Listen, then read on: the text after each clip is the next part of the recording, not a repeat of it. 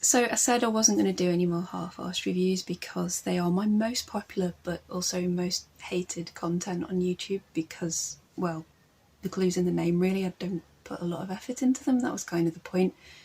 But they do get me a lot of abuse in the comments.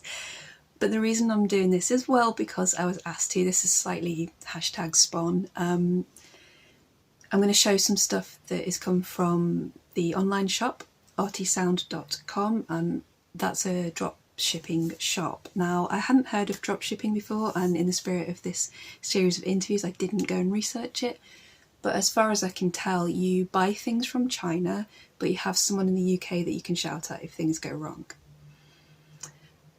What Richard at artysound.com is doing is finding stuff that's particularly useful for people like me who work in sound, and stuff that's hard to find or interesting or particularly cheap or particularly useful. So there's a lot of things like cables and adapters that are useful, and the benefit of going through someone like him rather than finding it yourself is he's done the legwork in going and finding, gathering together things that are useful out of the thousands and thousands of items. So that's my hashtag spawn bit. Stuff's been sent to me so that I can talk about it. Okay, so the batch that I have now is all rigging type bits, and I will show you. So first up we have a G-clamp. Now this is quite nice. I'm going to compare it with one I got off Amazon. And it's much more sturdy and has a lot of connection options. So there's a bunch of sockets on top which you can use for 3/8 of an inch, which is what we tend to use for camera type equipment, or 1/4 inch, which is what we tend to use for photographic equipment. And it's a nice lightweight clamp, and it's got this cutout, which I don't know if that's just for weight saving or strength, but actually I could imagine me doing a very shit rig of, you know, putting some cable ties through it and attaching something, so that expands the usefulness. So it's got this sort of soft grip plastic part so that you're not sort of denting whatever you're attaching it to, and it's got a weird nipple for some reason. I don't know why it has a nipple. I've actually been using this in previous videos. I've sort of road tested it already and attaching a small light panel to it, and it does that job really well. It's sturdy enough to hold the weight of the light panel. So yeah, I'm kind of happy with it.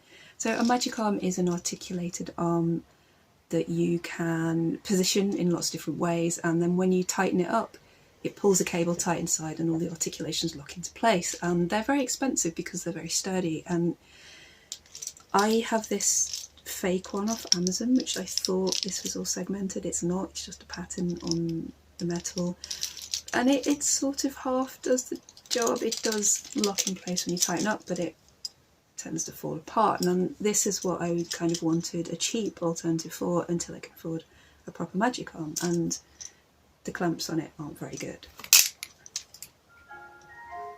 I've just realised it's the guy off Feature Armour. Ah, the clamps.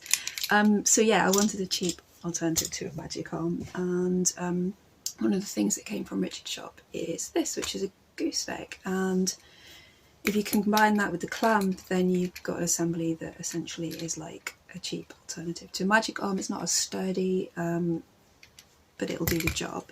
Sexy 8060. This is where it gets a bit like Lego, because you have to figure out the right combination of connectors to put everything together. So that's the 8060, and it's not sort of bending or twisting unnecessarily, it's kind of holding its shape. So you've got quite a good range of positions, but if you go beyond a certain point, it does just bounce back. And I don't know if in the long term if that's a weakness, because I haven't used it enough, but we'll see. But once you get it in position, it does stay, which is quite good. I am slightly worried I've damaged something, because now it immediately springs back. But when I first tried it, it sprung back really slowly in a slightly creepy Morning Glory kind of way. So what also came with the rigging bits are various couplers with different sizes, 1/4 inch and 3/8. 3/8 being the the bigger one. Okay, but if we use that, that's the wrong size, so I need an adapter. This is not part of the bits I got from the shop. This is something I bought for a job.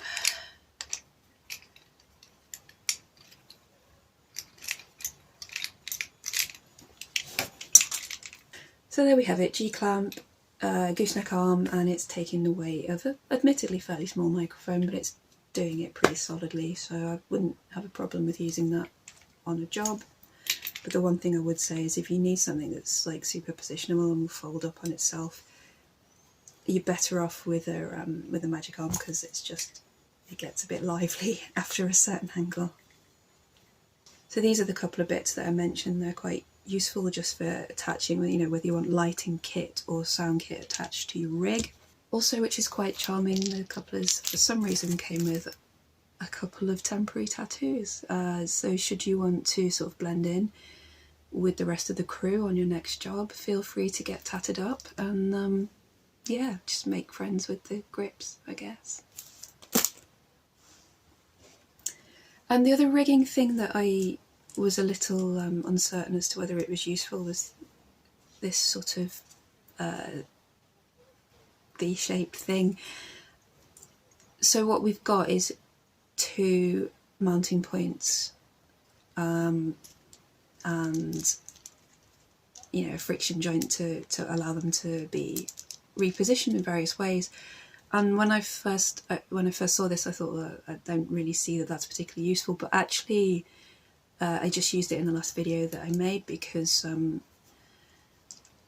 it's actually nice as quite a small connector. So what I did was attach one end to the G-clamp and the other end to my my lighting panel, which is fairly heavy to be fair, and this held the lighting panel quite nicely and gave me a sort of range of adjusting angles. So for a small rig that's not taking up a lot of space, that's nice. So here we have an assembly with the G-clamp, the sort of double-ended adapter thingy, and it's going just into a shock mount with a microphone, and that's really nice and sturdy, and I would definitely use that for something like a plant mic. I think that's pretty good. I mean, what I was using last week for plant mic was this extremely hench bulldog clip, which has a ball joint on it and various adapters, so that can take